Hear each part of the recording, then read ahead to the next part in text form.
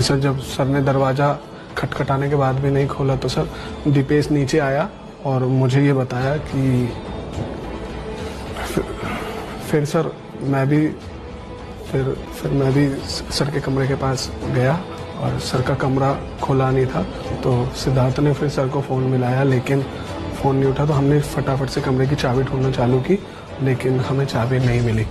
तो फिर सिद्धार्थ पिठानी ने चाबी वाले को बुलवाया। दोपहर के लगभग करीब 2 बज रहे थे। तो चाबी बनाने में समय लगा, इसलिए सिद्धार्थ सर ने दरवाज़ा तोड़ने को कहा। 5 से 10 मिनट हमें दरवाज़ा तोड़ने में लगे। इसके बाद हम दोनों ने चाबी वाले को नीचे भेज दिया और दीपेश ने उन्हें दोनों को 2000 रुपये दिए और फिर वो चले गए। फिर जब दीपेश ऊपर आया तो सिद्धार्थ ने कमरा खोला तो पूरा कमरा अंधेरा था और एसी चालू था। और तभी दीपेश ने कमरे की बत्ती चालू की और सिद्धार्थ आगे बढ़ गया और अचानक बाहर आ गया। सुशांत सर का जो चेहरा खिड़की की तरफ मुंह करके और बिस्तर के किनारे हरे कुर्ते से पंखे में लटका हुआ था। मैं बुरी तरह घबरा के कमरे से बाहर निकल गया। सिद्धार्थ ने मीतू दीदी को फ़ोन किया और उन्हें सूचित किया कि तब सिद्धार्थ ने मुझे कुर्ता काटने के लिए चाकू देने के लिए कहा था कि मैं एक चाकू लाया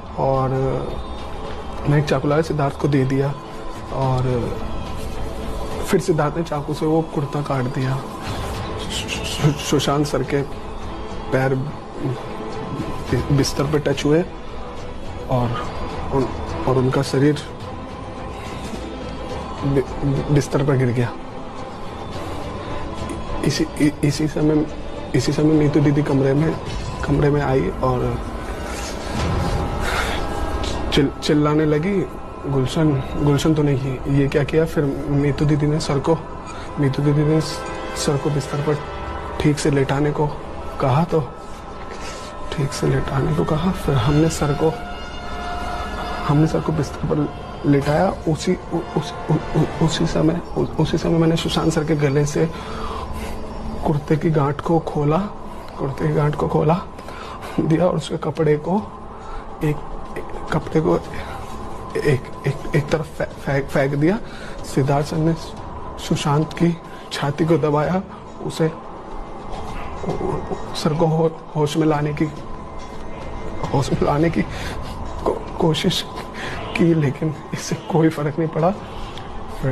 फिर सिद्धार्थ ने मदद के लिए पुलिस को फ़ोन किया। फिर वहाँ पुलिस आ गई। सर सुशांत सर ने आत्महत्या करने के लिए जो कुर्ता यूज़ किया था वो सर सुशांत सिंह सर का ही था। Kurta sir Fabindia company का था। सर के पास ऐसे तीन चार कुर्ते और हैं सर। इन कुर्तों का इस्तेमाल सर पूजा के दिन किया करते थे सर। और सर तुम वहीं रहते हो, तुमने सब देखा, तुम्हें क्या लगता है? 5-6 महीनों से सर की तबीयत भी ठीक नहीं थी तो इसी कारण उन्होंने आत्महत्या की होगी सर। मुझे तो ऐसा। कैपरी हाइट्स में रह रहे थे तभी सुशांत सर ने हमें वॉकी टॉकी दिए थे।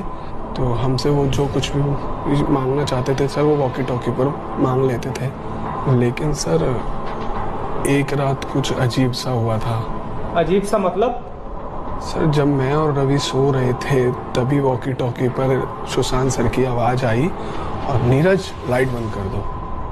तो मैं ऊपर गया तो देखा कि सुशांत सर तो सो रहे हैं और सर लाइट भी बंद थी। मैं फिर नीचे आया। थोड़ी देर बाद फिर वही संदेश आया वॉकी टॉकी पर सुनाई दिया, नीरज लाइट बंद कर दो। मैं फिर से ऊपर गया तो मैंने देखा कि सुशांत सर तो सो रहे हैं और लाइट भी बंद है। इस घटना से मैं थोड़ा सा डर गया था और मैं उस रात सो भी नहीं पाया था। उस घर में ऐसी घटनाएं अक्सर होती रहती थी। ड्रम अपने आप बजना, लिफ्ट अपने आप ऊपर नीचे जाना, लाइट अपने आप जलना बंद होना। तो इन्हीं अजीब घटनाओं की वजह से सुशांत सर ने वो कैप्री हाइट्स छोड़ दिया और वो वाटरस्टोन क्लब में रहने के लिए चले गए। नीरज चक्रवर्ती के साथ क्या था? सुशांत सर अक्टूबर 2019 में रिया मैम के साथ यूरोप गए थे। जब वो वापस आए तो वह रिया मैडम के साथ ही रह रहे थे। तो उन्होंने दिवाली भी वहीं मनाई थी और 10-15 दिन के बाद जब वो कैप्री हाइट्स वापस आए तो वो बहुत ही कमज़ोर से लग रहे थे और उसी समय एक नए घर की तलाश भी कर रहे थे। लॉकडाउन में रिया मैडम सुशांत सर के घर रहने के लिए आ गई थी। वे लगातार सर के साथ ही थी। तो रिया मैडम सिर्फ 1 या 2 दिन के लिए अपने माता पिता के पास गई थी। फिर उनके माता पिता 1-2 दिन के लिए माउंट ब्लैक में रहने के लिए आए थे। तो फिर उसके बाद सुशांत सर और रिया मैडम डेली ब्लैक कॉफ़ी पीते थे। रिया मैडम और सुशांत सर सुबह में ऊपर छत पर एक्सरसाइज करते थे और कभी कभी लंच के बाद सुशांत सर मुझे बोलते थे कि योगा के और म्यूज़िक के उपकरणों को लगा दो और डिनर के लिए केशव को बोला जाता था। 8 जून को क्या हुआ? सर 8 जून को केशव और मैं भोजन तैयार कर रहे थे और हम रिया मैडम और सुशांत सर को खाने के लिए बुलाने वाले थे। तो तभी रिया मैडम ने मुझे बुलाया और उनके बैग में कपड़े रखने के लिए कहा। उस समय रिया मैडम थोड़ी गुस्से में थी। रिया मैडम ने बचा हुआ सामान वापस आकर ले जाने की बात कही। उसी समय रिया मैडम अपने भाई शोविक के साथ बिना भोजन किए चली गई थी। 13 जून को क्या कुछ अलग नोटिस किया तुमने? 13 जून को सुशांत सर सुबह 7 बजे उठे। तब मैं हमेशा की तरह कुत्तों को वॉक कराने गया था और 9 बजे वापस आया तो सुशांत सर अपने कमरे में बैठे थे। मैंने कहा मुझे कमरा साफ करना है तो वो बोले बाद में करना। दोपहर में मैं सर को खाने के लिए खिचड़ी देने गया था और फिर वो ऊपर छत पर टहलने के लिए निकले और फिर जब वहाँ से वापस आए तो मैंने उनसे रात के खाने के लिए पूछा तो उन्होंने कुछ खाना वाना नहीं खाया, बस आम जूस पिया था और फिर वो सो गए थे। बस और कुछ नहीं? फिर 14 जून? सर 14 जून को वही हमेशा की तरह सुबह 6:30 बजे उठा और हमेशा की तरह कुत्तों को टहलाने गया था और फिर मैं 8 बजे ऊपर के कमरे की भी सफाई कर दी थी सर। और फिर सीढ़ियों की सफाई करते करते सुशांत सर कमरे के बाहर आए। उन्होंने मुझसे ठंडा पानी मांगा तो उन्होंने ठंडा पानी पीते हुए बोला कि हॉल की भी सफाई कर दो, तो मुस्कुरा कर अंदर चले गए। फिर सुबह 9:30 बजे मैं हॉल में झाड़ू लगा रहा था तो मैंने देखा कि केशव सर के लिए केला जूस और नारियल का पानी लाया था। और